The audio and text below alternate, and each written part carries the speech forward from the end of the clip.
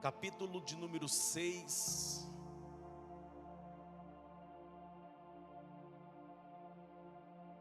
Neemias, capítulo de número 6.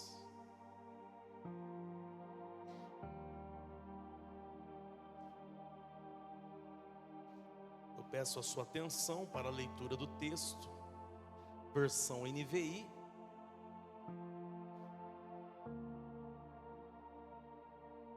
Está escrito assim: quando Sanbalate, Tobias, Gesem, o árabe, e o restante dos nossos inimigos souberam que eu havia reconstruído o muro e que não havia ficado nenhuma brecha, embora até então eu ainda não tivesse colocado as portas nos seus lugares, Sanbalate e Gesem mandaram-me a seguinte mensagem: venha, vamos nos encontrar em um dos povoados da planície de Ono. Eles, contudo, estavam tramando fazer-me mal.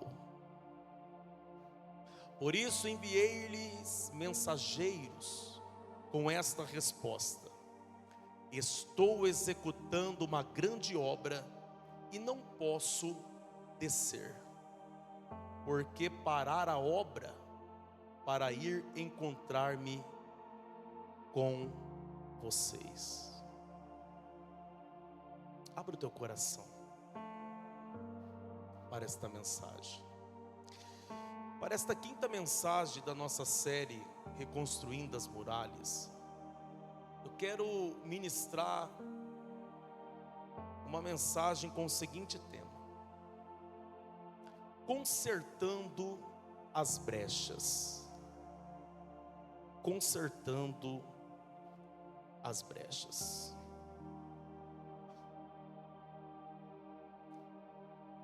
Desde o primeiro domingo, desde a primeira mensagem, eu venho falando em sequência as etapas da reconstrução do muro de Jerusalém. Chegamos no capítulo 6. E nesse capítulo, as muralhas, ou o muro, já estava praticamente concluído. Neemias, juntamente com o povo de Israel, eles estavam finalizando o conserto das brechas. Havia muitas brechas naquele muro, até porque não era um muro pequeno, era um muro que cercava e que cerca até hoje Jerusalém, que cerca toda a cidade velha de Jerusalém. Um grande muro feito com pedras, na verdade grandes pedras. Então tinha muitas brechas. Eles estavam finalizando o conserto das brechas, embora ainda tinha que colocar as 12 portas que foram queimadas. Mas é nesse momento aqui que os inimigos, sabendo que eles estavam praticamente concluindo a reconstrução dos muros, que os inimigos agora eles ficaram furiosos. E eles sabiam que uma vez que Neemias e os homens de Israel finalizassem de fechar as brechas, não haveria mais espaço, não haveria mais acesso para eles se infiltrar dentro de Jerusalém. Porque muitos dos inimigos usavam as brechas do muro para se infiltrar.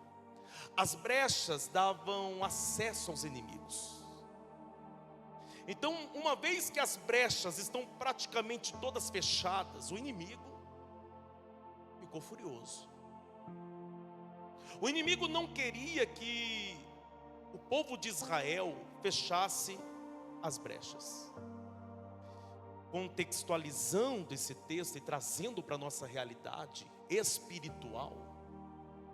Espiritualmente, as brechas representam as nossas fraquezas. As brechas, elas representam os pecados que cometemos. As brechas representam as áreas vulneráveis das nossas vidas. Acredito que muitos de nós temos algumas brechas que precisam ser reparadas, que precisam ser fechadas, para que o inimigo não venha ter acesso. Porque uma vez que nós temos brechas espirituais, o inimigo da nossa alma,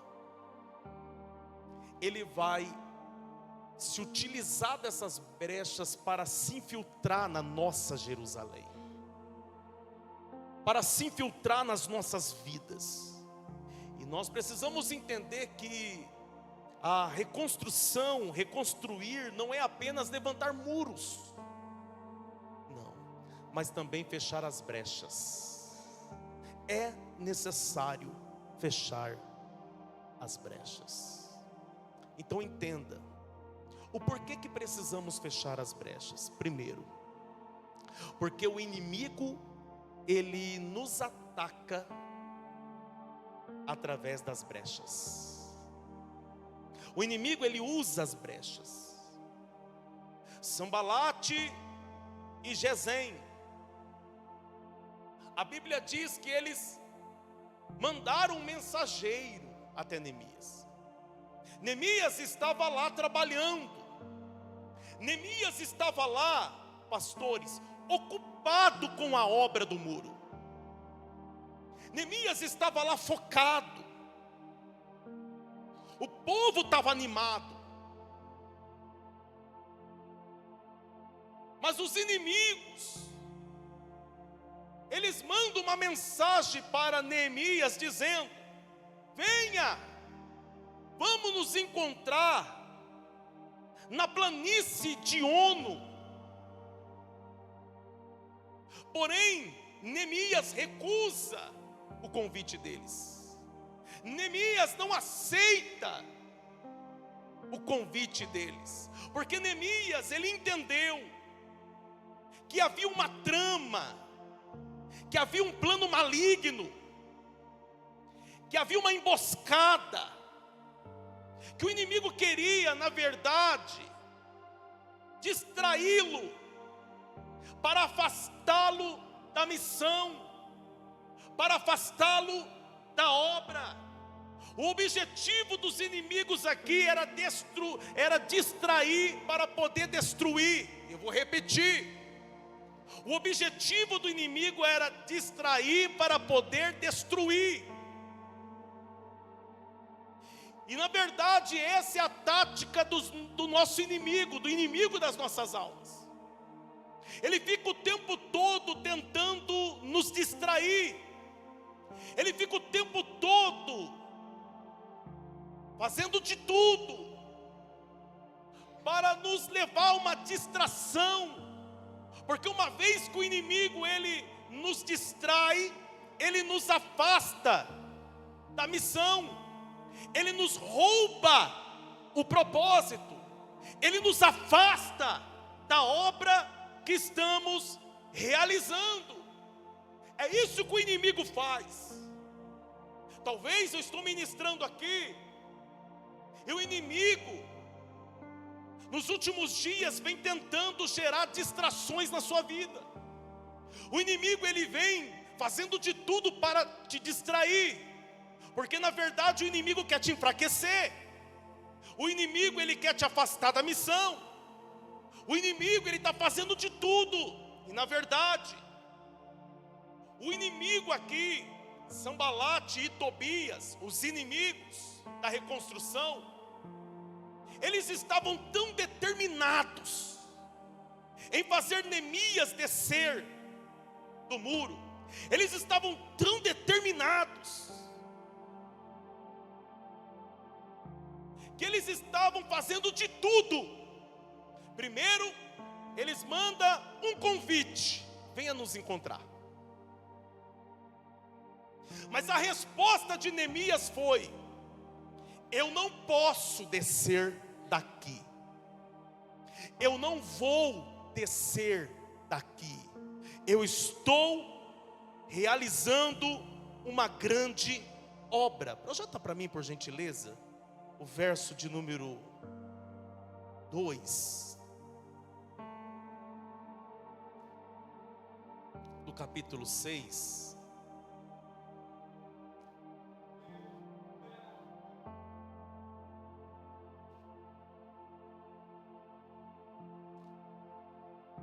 Há uma trama, eles querem fazer o mal. Qual é o objetivo do inimigo? Fazer o... Mas a resposta de Neemias foi, verso 3: estou executando uma grande obra e não posso descer. Essa é a resposta de quem está focado.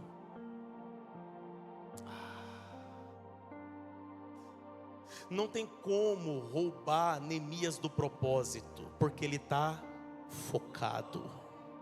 Não tem como tirar Neemias da obra, por quê? Porque ele está focado.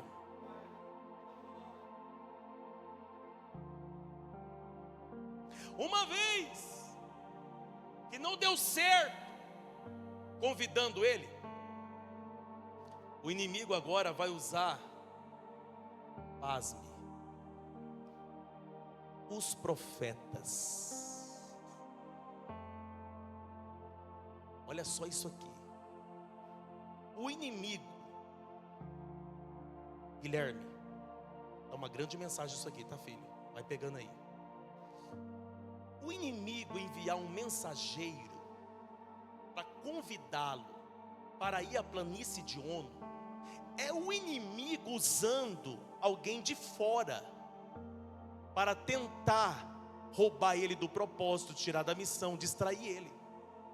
Mas já que não deu certo usando o de fora,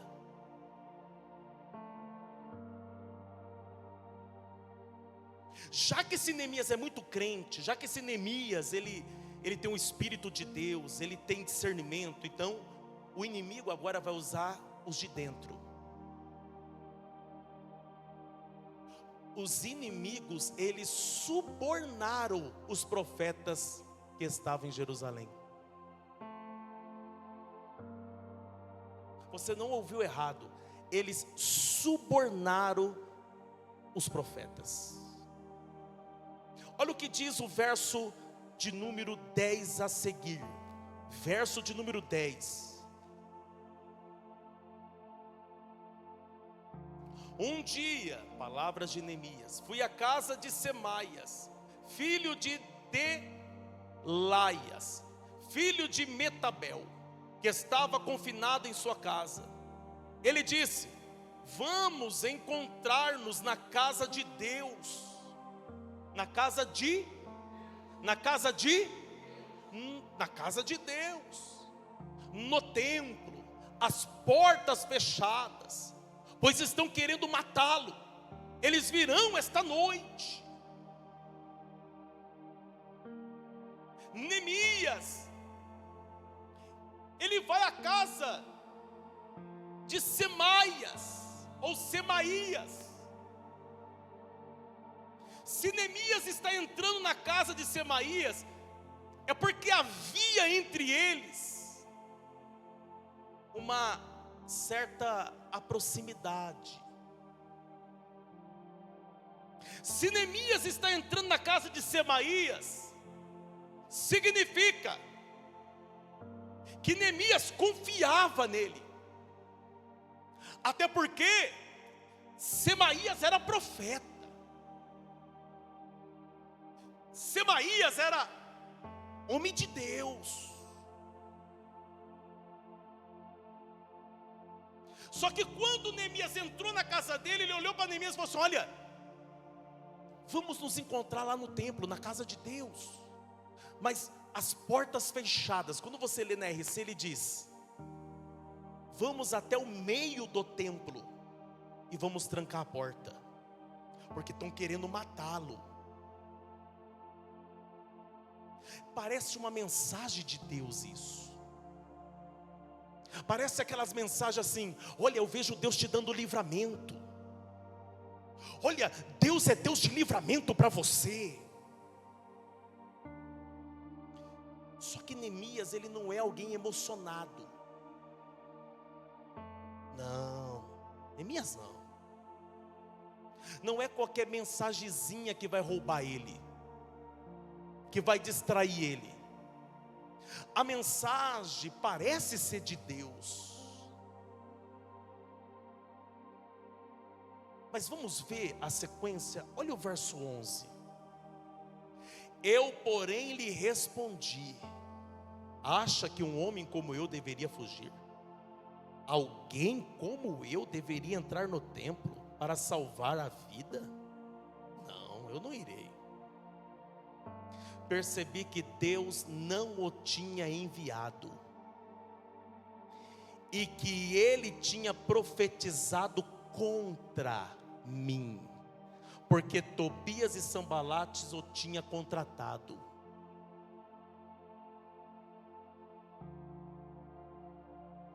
Entenda que quando o diabo não conseguir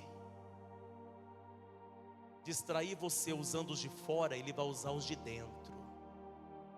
Ele vai usar aqueles que falam no nome de Deus.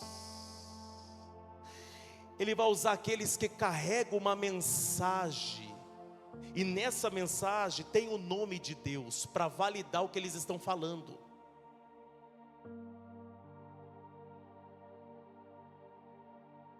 Só que Neemias é alguém que tem discernimento espiritual.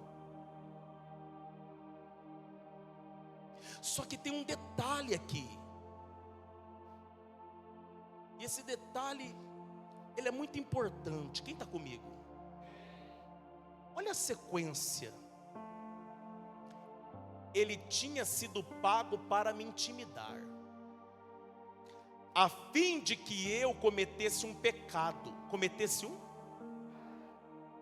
Agindo daquela maneira, assim poderiam falar mal de mim e desacreditar-me. Eu vou explanar esse versículo para que você entenda. Por que ele disse que a intenção de Semaías, junto com os inimigos, era fazer com que ele cometesse um pecado? Era pecado entrar na casa de Deus? Era pecado entrar no templo?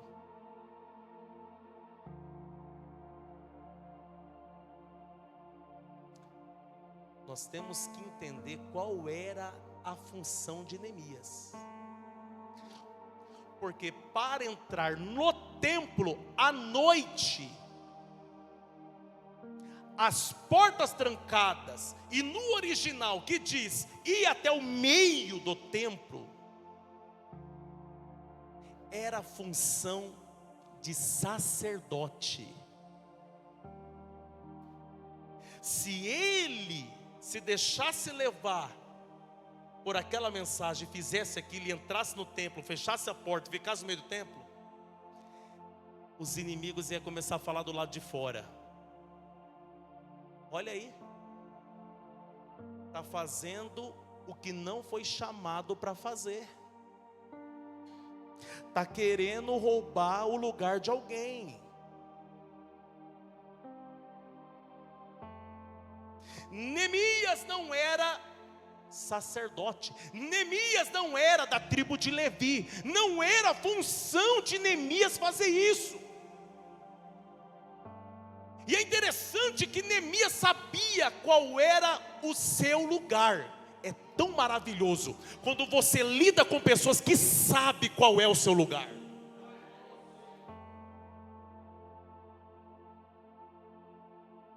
Neemias tinha uma função, reconstruir os muros. E para isso, ele foi nomeado governador de província. Essa era a função dele. A função de Neemias era uma função política. Entenda isso aqui. Ele tinha a autorização do rei para reconstruir,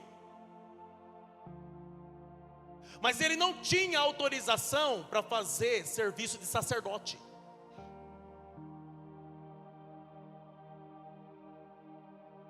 Entenda isso aqui comigo. Quantas pessoas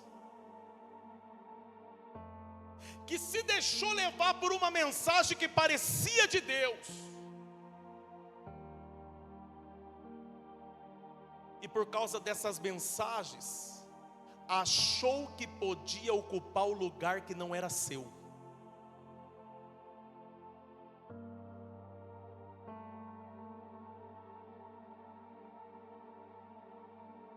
Tem pessoas que ele é uma bênção,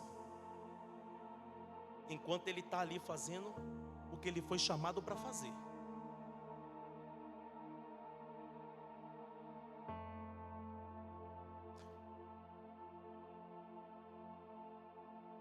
Porque se ele for fazer outra coisa que ele não foi chamado para fazer, ele se destrói, morre espiritualmente e ainda prejudica os outros. É como uma pessoa, ele está aqui fazendo a obra, está alegre, tá. Aí vem o falso profeta e diz assim: você foi chamado para ser pastor, você foi chamado para ser um evangelista, Deus está me mostrando aqui, olha, eu estou vendo aqui o céu aberto, eu estou vendo um anjo, eu estou vendo não sei o que. Aí você acredita, e na verdade não é Deus. Aí aquela mensagem trouxe confusão, porque ele não foi chamado para isso. Só que o falso profeta está falando que ele foi chamado para isso. Aí desperta nessa pessoa o espírito do orgulho. Ele já começa a caminhar diferente dentro da igreja, porque ele já acha que ele já tem aquela função, e que o pastor ou líder da comunidade, da igreja, é obrigado a ter que fazer, porque alguém entregou uma mensagem. Espera aí, entregou a mensagem, mas não falou com o anjo da igreja? Que confusão que é essa? Que Deus confuso é esse? Quem está entendendo isso aqui? Você precisa entender que se de fato Deus tem um chamado na tua vida, Ele vai falar com você antes de qualquer profeta, e você vai entender que você tem uma vocação.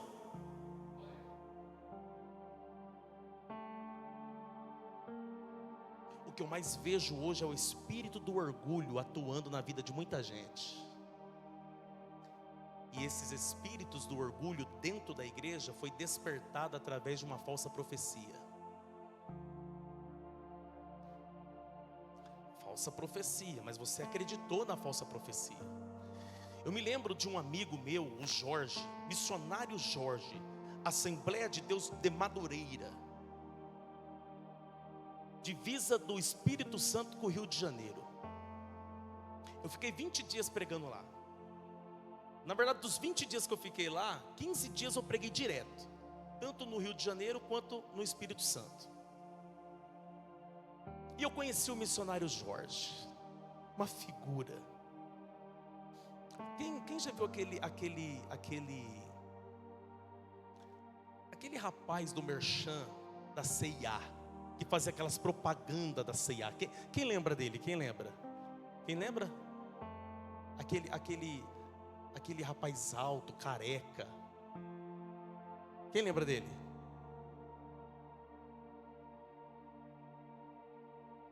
Um rapaz negro, alto, careca. O missionário Jorge, igualzinho. Pensa num homem de Deus mais doido. Uma ousadia. E o missionário Jorge foi pregar numa vigília. Sabe essas vigílias pentecostal? Começa às 11 da noite e termina às 6 da manhã? Quem sabe? Quem conhece? Quem gosta de vigília aí? Quem gosta de vigília? E geralmente essas vigílias é assim: tem louvor, tem pregação, aí tem o pregador. Tem 3 pregadores, né? Geralmente. Tem o primeiro pregador da primeira hora, tem o segundo pregador, enfim. E deixaram ele por último, o missionário Jorge. E lá estava o missionário Jorge, sentado no púlpito, né? Porque tem aquelas igrejas que colocam assim, um monte de gente aqui atrás. E aí, todo mundo cantando, pregando, aquela coisa toda. De repente chegou lá um vaso. O vaso pegou o microfone, nem pregou. Ele pegou o microfone e virou pastor e falou assim: o senhor vai me desculpar, mas eu tenho que fazer o que Deus está mandando. Fica de pé, irmã. A irmã mesmo. A irmã ficou de pé. Ele falou: vem aqui, mulher. Deus está falando comigo. Porque está sentada. Seu chamado é missionária. Me traz o óleo. Derramou o óleo na mulher. Eu te consagro missionária. Aí o missionário Jorge pegou e falou assim para mim: pastor, eu olhei e falei: que presepada. Virou para outro rapaz e falou assim: você, na porta, que você, diácono, vem aqui. Está faltando visão aqui. Você é evangelista. Pegou óleo. Você é o quê? Na obra, o cara nem sabia o que era. Você é pastor. Óleo. Quando ele terminou, ele desceu, pegou a malinha dele e foi embora. Aí vamos ouvir o missionário Jorge. Ou fazendo aquele barulho, né? Os consagrados chorando. O missionário Jorge fez isso aqui. Já acabou? Acabou? Terminou? Que patifaria, que presepada. Cadê o cara que derramou óleo aqui? Cadê? Ah, já foi embora? Esse irresponsável? Agora Deus é Deus de confusão. Desrespeitou o anjo da igreja. Ô irmã, vem cá, você está chorando, vem cá. Me traz uma toalha aqui, eu vou limpar esse óleo dela. Você não é missionária coisa nenhuma, vai cuidar da tua casa. Você era o quê? O diácono. E agora? Evangelista. Você não é evangelista coisa nenhuma, vai consertar teu casamento. Você não sabia nem o que era, né? Nem se encontrou no propósito, mas alguém falou que você é pastor. Pastor coisa nenhuma. Isso aqui é uma patifaria. Que coisa bagunçada. Deus agora é Deus de confusão. E Deus usou ele poderosamente aquela noite. Alguém vai falar assim: nossa, para que isso? Para que isso? É porque você não estava na igreja há 40 anos atrás, 30 anos atrás, quando a coisa era séria, quando as pessoas levavam a palavra de Deus com seriedade.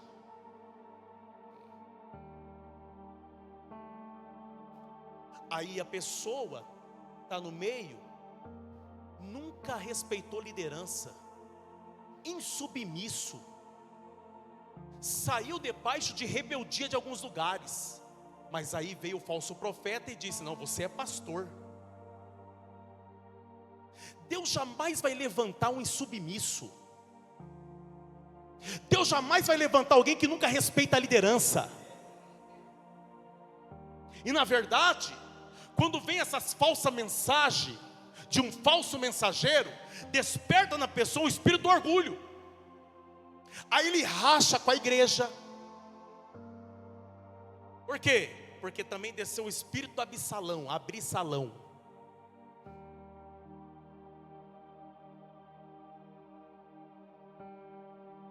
Pessoas que estão profetizando e não tem um pastor, não tem uma liderança, não se submete a ninguém.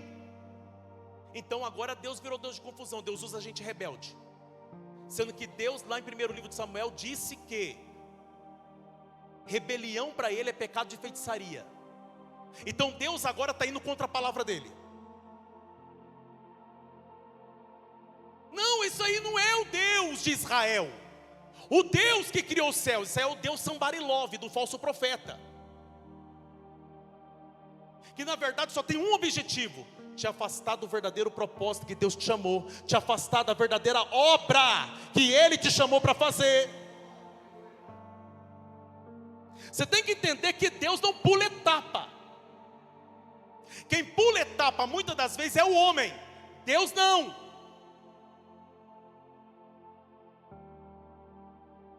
Quantas pessoas estão descendo espiritualmente?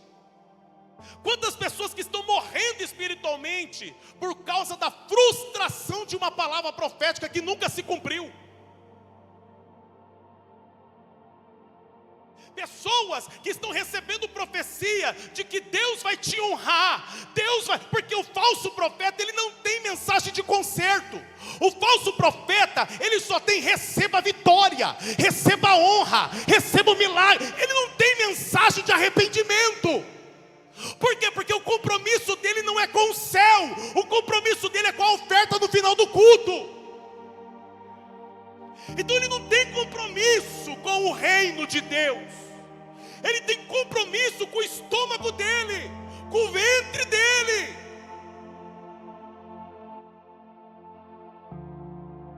Você acha mesmo que uma pessoa que está vivendo uma vida duplo relacionamento, Deus vai levantar no meio de uma multidão e falar: Deus está me mostrando que vai te honrar, Deus vai honrar adúltero? Não!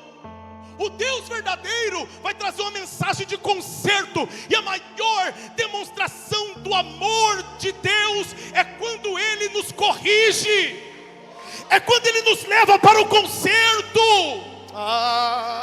Porque a Bíblia diz que Deus corrige filho que ama. Então quando Deus está nos corrigindo, entenda que Ele está te amando. Quando Deus está chamando a tua atenção, é porque Ele te ama. Quando Deus está usando alguém para puxar a tua orelha, Ele está demonstrando amor por você. Então não se iluda.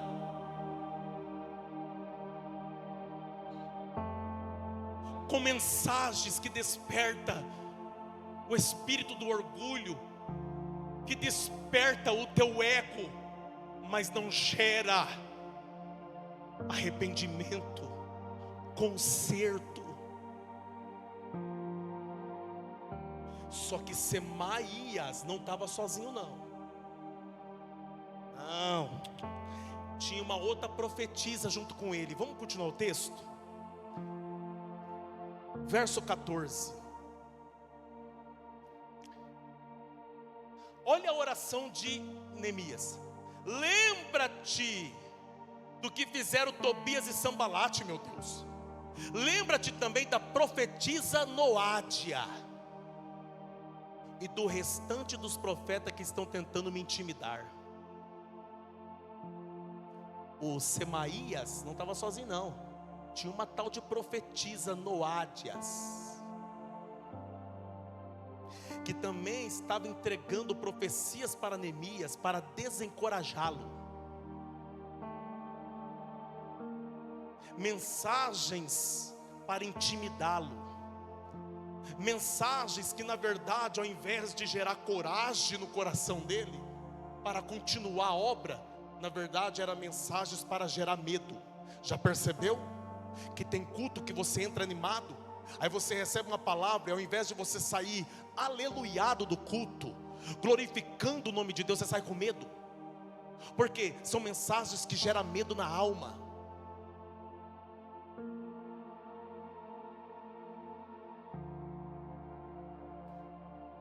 Quantas profetisas noádias nós temos no nosso meio? E eu falo isso num sentido mais amplo, com relação à igreja. Profetisas noádias, que parece ser de Deus,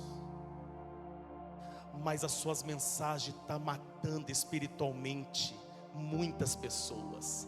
Parece ser de Deus, só que a mensagem dela fez aquele que cantava não cantar mais. A palavra dela, a mensagem dela fez aquele que pregava não pregar mais. A mensagem dela fez aquele que evangelizava não evangelizar mais. A mensagem não era de Deus, mas é profeta.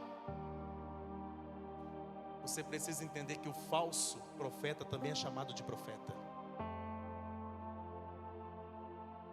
E nós estamos vivendo um tempo em que muitas pessoas estão sendo roubadas do propósito. Pergunta por quê? Nós estamos vivendo uma era de uma proliferação de profetas. Basta abrir sua internet. É profeta para tudo que é lado. Você abre o Facebook, já está lá. Veja uma grande quantia caindo na sua conta. Esses dias eu vi, né? Eu vi assim, aí estava 3.000 curtidas, 1.600 comentários. O povo falando recebo. Eu quase entrei para causar. Eu ia perguntar assim: você vai depositar na conta deles? Seu irresponsável, jogando mensagens ao vento, aleatória. E o povo está caindo. O anticristo não vai ter dificuldade para enganar ninguém, porque os falsos profetas já estão enganando todo mundo, com mensagens que geram ilusão na tua alma, mas não gera compromisso. Na verdade, nós estamos vivendo o tempo de Jeremias, que Jeremias está trazendo uma mensagem séria de conserto, para que os babilônicos não destruam Judá. Mas os falsos profetas estão dizendo: é mentira de Jeremias, nós estamos vendo paz e prosperidade. Paz e prosperidade. Todos os profetas que falou isso naquele tempo de Jeremias morreram sem a cabeça, quando os caldeus invadiu.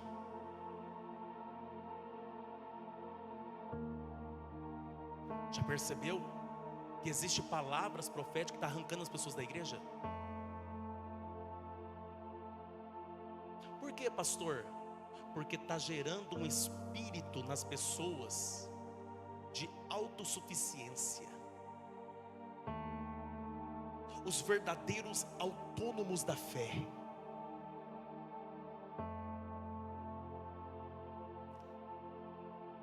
Só que Neemias não. Neemias não cai no papo nem de Semaias e nem no papo da profetisa Noádias. Olha lá o texto. Vamos lá para o texto.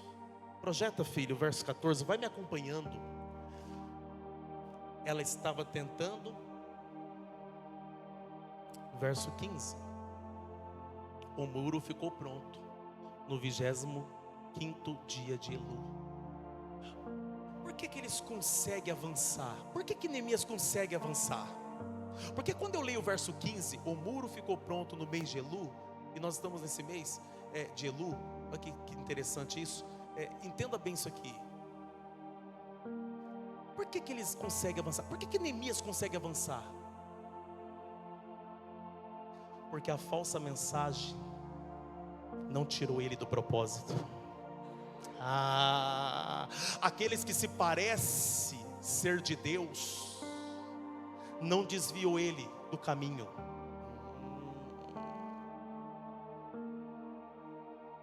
Quantas mensagens estão desviando os nossos jovens?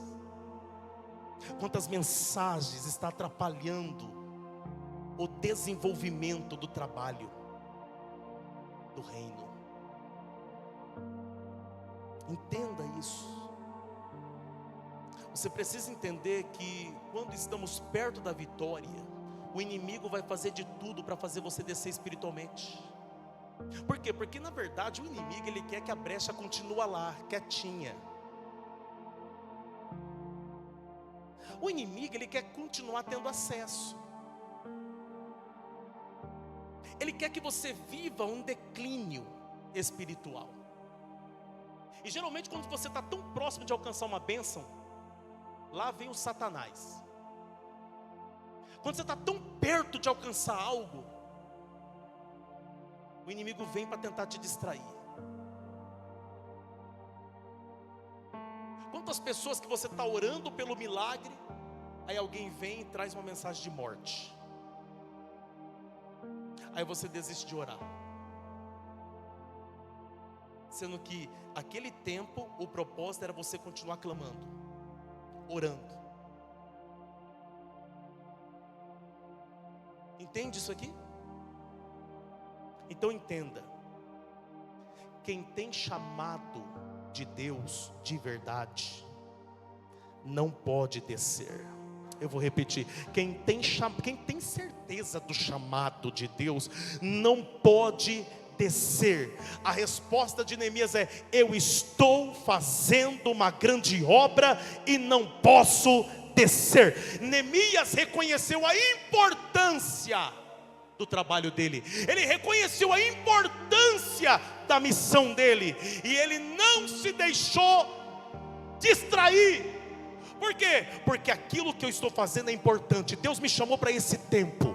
Não, Deus ainda não falou no meu coração. Então eu vou continuar fazendo o que Deus me chamou para fazer. Eu não desço, eu não negocio, eu não me distraio. Oh, aleluia. Essa mensagem de hoje é para quem tem chamado de Deus. Olha para essa pessoa que está do teu lado, olha para esse homem, para essa mulher, e fala assim: você tem um chamado de Deus. Então não desça, não negocia com o inimigo. Aleluia.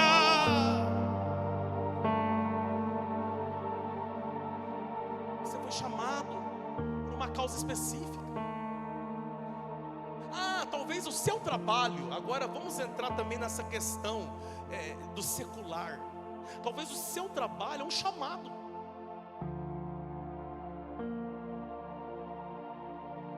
Você está tão feliz fazendo aquilo, mas vem lá uma obra de engano para gerar dúvida no teu coração e distrair você do que você está fazendo. Quantas pessoas que hoje se arrependem, e outros que precisavam viver uma virada na vida dele, profissional. Tudo estava se encaminhando, mas veio alguém com uma mensagem que atrapalhou tudo. E na verdade você ia se tornar um grande empresário, um grande empreendedor. Mas aí o inimigo gerou medo no teu coração. Você não fez o que tinha que fazer. Quantos estão entendendo isso aqui? Então entenda isso. Você precisa reconhecer a importância do que você faz. O que você faz é importante. Amém? Então, a partir de hoje, em nome de Jesus, diga não para as distrações. Diga não para aqueles que querem te afastar do propósito. Diga não, diga não. O céu está falando com alguém aqui hoje. Você precisa dizer não. Não vou, não desço, não acompanho, não quero. Aprenda a dizer não sem sentir culpa. Não, pronto e acabou. Porque se você tem certeza do teu chamado, você não precisa ficar se justificando para quem está querendo distrair você. Nosso problema é que nós queremos ficar se justificando o tempo todo. Você vai ficar se justificando para inimigo?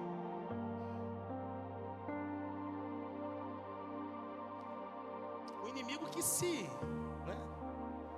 continua. Olha para essa pessoa, pergunta para ele, pergunta para ela: você está entendendo isso? Entenda que tem pessoas aqui hoje, que você está num processo de reparação das brechas da sua vida. Tem pessoas aqui que você até tem um chamado, mas Deus te colocou em um tempo em que você precisa reparar as brechas espirituais. Deus vai cumprir as promessas, mas repara a brecha primeiro. Deus vai fazer o que Ele disse que vai fazer, mas repara a brecha primeiro. Entenda isso aqui, porque talvez a brecha aqui pode ser falta de oração, falta de vida com Deus, falta de perdão. Talvez seja uma vida dupla, talvez seja uma negligência espiritual. Qual é a brecha que você precisa reparar hoje? Porque todos nós temos uma brecha, que se nós não vigiar, é o espaço perfeito para o inimigo se infiltrar. Todos nós aqui temos áreas vulneráveis nas nossas vidas.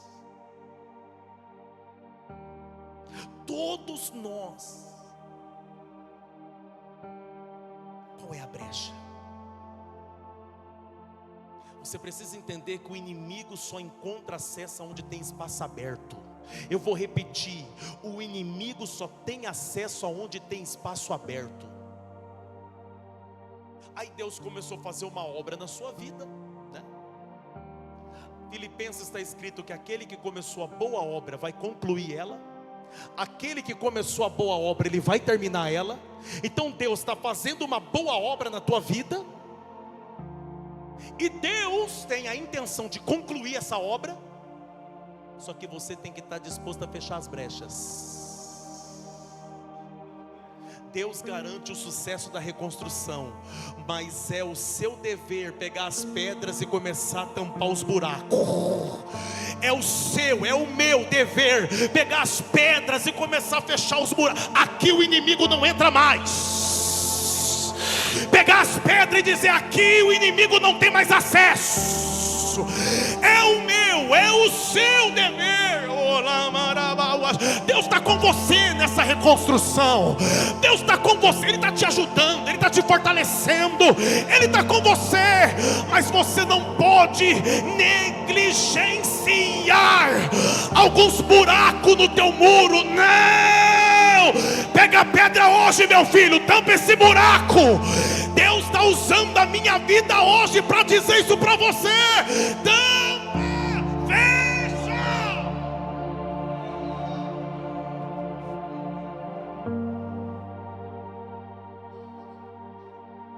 Ou você acha que Deus sofre de amnésia?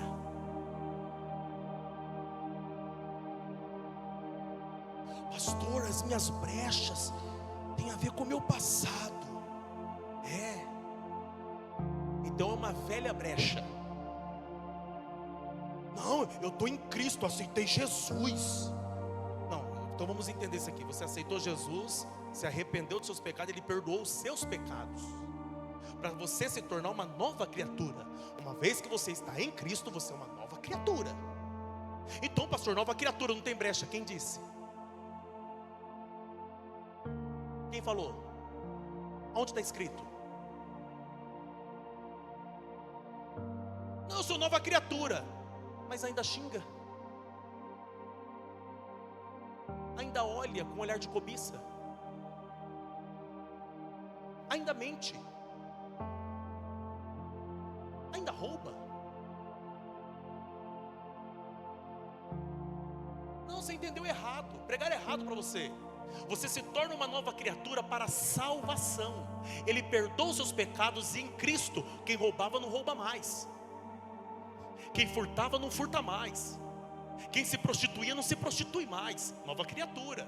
Agora, consequência das velhas brechas que você deixou aberta, que você negligenciou a vida inteira, as consequências você tem que lidar com elas. está entendendo isso aqui? E isso faz parte dessa reparação de brechas. Você precisa entender, Abacuque disse: ai daquele que junta em sua casa bens mal adquiridos. Talvez lá no seu passado, a maior brecha da tua vida foi ter furtado. Lembra lá no trabalho?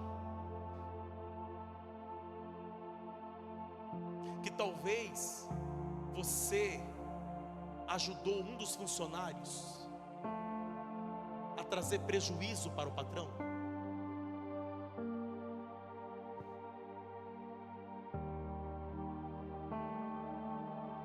Isso é uma brecha. Enquanto essa brecha ficar aberta, o inimigo vai continuar te roubando. Porque quem engana será enganado, quem rouba será roubado, quem furta será furtado. Está escrito lá em Gálatas: de Deus não se zomba, aquilo come planta ele colhe. Aí tem pessoas que não entendem por que está faltando algumas coisas na casa dele, na casa dela. E pode ver, aquilo que está faltando muitas das vezes tem a ver com aquilo que é a sua brecha lá de trás. Talvez está faltando uma coisa básica. Lembra que você roubou um básico lá também?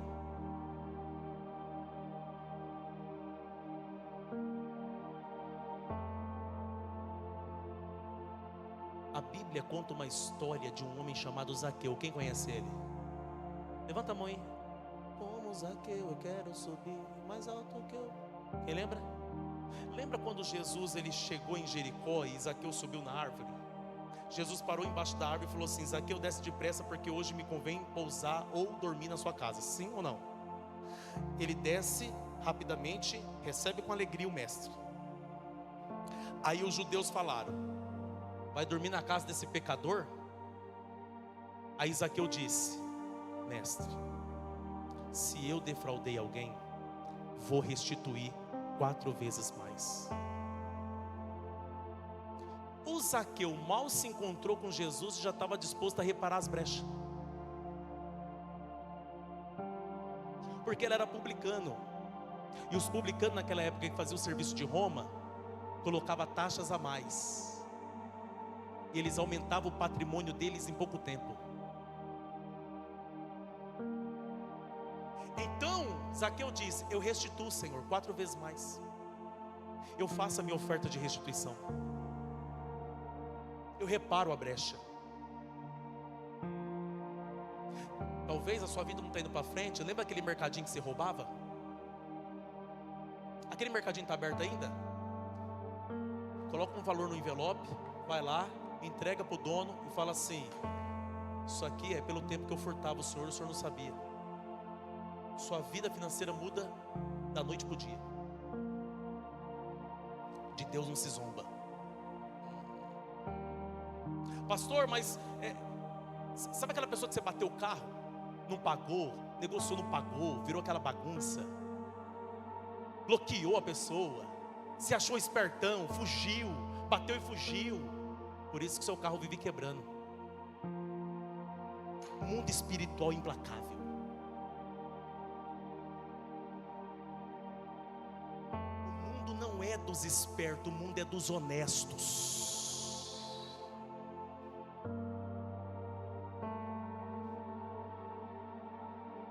Quem está entendendo isso aqui? Vamos fechar a brecha hoje? Você está disposto a reparar as brechas? Pastor, mas quem eu dei prejuízo, morreu? Procura o filho, procura o herdeiro, o neto, sei lá, alguém da família. Pastor, não existe mais ninguém. Aí você se conserta no altar.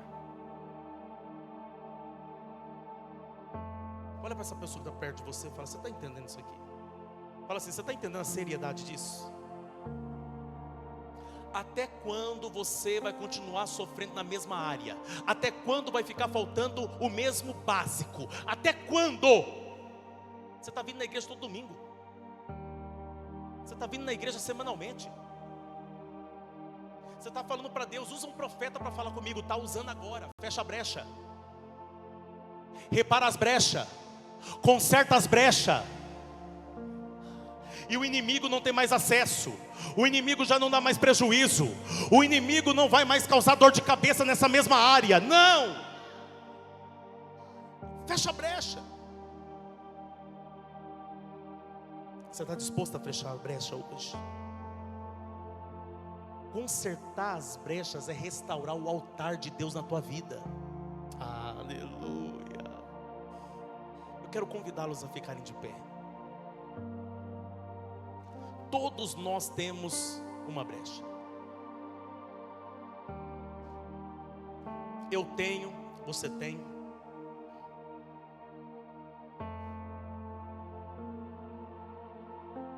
Pastor, o senhor tem brecha?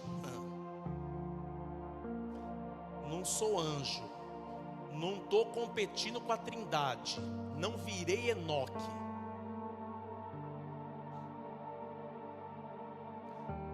Talvez uma das maiores brechas da minha vida é a ira. Hoje eu estou mais tranquilo assim, mas minha mãe está ali, ó, minha mãe. Hoje eu estou mais tranquilo. Mas eu já tive problema sério de ira. Sempre fiz de tudo para não entrar numa guerra, numa briga. Mas se eu entrasse, às vezes apanhava, mas ia com um espírito de vingança que você não tem ideia. Sabe aquela sede de justiça que ultrapassa e vira vingança? Porque muitas das vezes a brecha começou com você querendo justiça. Você foi injustiçada, você foi injustiçado. Aí aquela sede de justiça acabou dando brecha para vingança. Porque você não esperou em Deus. Em Romanos está escrito: minha é a vingança, diz o Senhor. Mas você vingou do teu jeito. Eu tive problema sério com ira. Uma vez eu quase derrubei um pastor de cima do altar. Isso aconteceu em 2012, na Assembleia de Deus.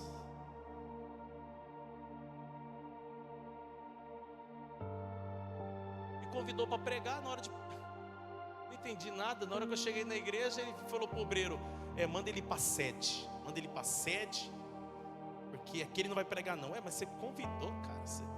Já estou aqui. Aí eu era menino, né? Menino, você já viu? Quando eu era menino, pensava como menino e agia como menino. Ao invés de eu ter ido, né? Não, fiquei lá. Aquele dia o diabo trabalhou na minha mente. Todos nós, de vez em quando, tem que lutar contra os demônios na mente. Aqueles pensamentos, sabe? Aí ele virou para o obreiro assim do meu lado assim, e falou assim: não dá oportunidade nem para ele orar. Acabou o culto, eu fui dar Pai do Senhor para ele. Ele bateu na minha mão e bateu no meu peito. Eu não entendi nada. Entendi não. Falei para ele assim: ô pastor, é o seguinte, eu quero que o senhor fale para mim qual foi o meu pecado, cara. Eu fiz alguma coisa para o senhor? Não fez nada não, eu não quero você aqui. Mas você convidou faz 15 dias. Que presepada do senhor, hein? Aí a mulher dele gritou do meio da igreja: você é muito santo. Eu falei: não, eu sou o maior pecador. Eu virei um demônio aqui hoje, na frente de todo mundo. Mas eu teria vergonha de dizer que eu sou pastoreado por um homem fraco que nem esse aqui, em cima do altar.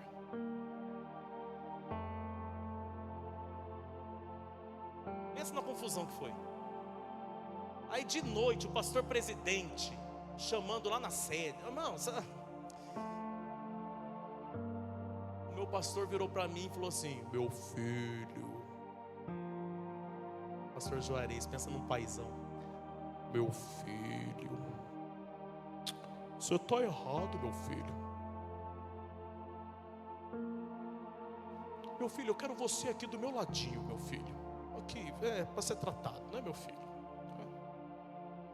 Você vai pedir perdão para ele, né, meu filho? A lágrima. Porque muitas das vezes, na ira, sabe, naquele calor, você faz coisas que depois você chora. É brecha. Irai-vos, mas não pequeis, não dê lugar à ira. Quantos de nós perdemos a cabeça dentro de casa, com a família, com os filhos?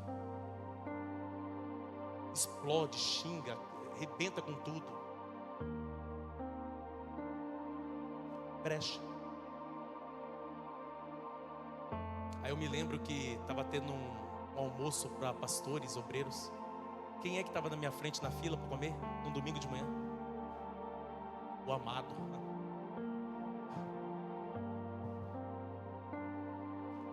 Peguei e falei assim para ele: ô pastor Milton, estou falando o nome porque a história é real, não estou inventando história aqui.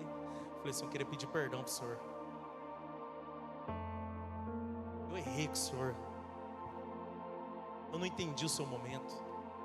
Ele falou assim: eu não estava num bom dia também, e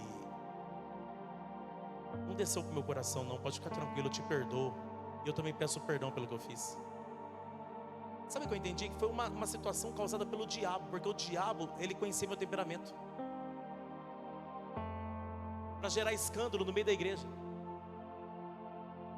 E quantos de nós perde a cabeça? Às vezes não é na igreja como eu perdi, mas é lá no trabalho. Perde a cabeça no trânsito. Brecha.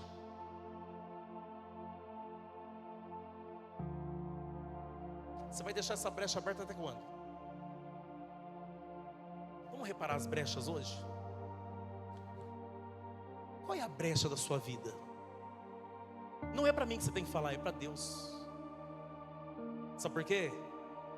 Porque Deus só vai terminar a obra da restauração na tua vida quando você estiver disposto a ser sincero com Ele e entregar suas brechas para Ele. Entrega suas brechas hoje. É tempo de restauração. Eu quero profetizar esse tempo de restauração na sua vida, na sua família, no seu ministério. É tempo de restauração. Mas não existe restauração para quem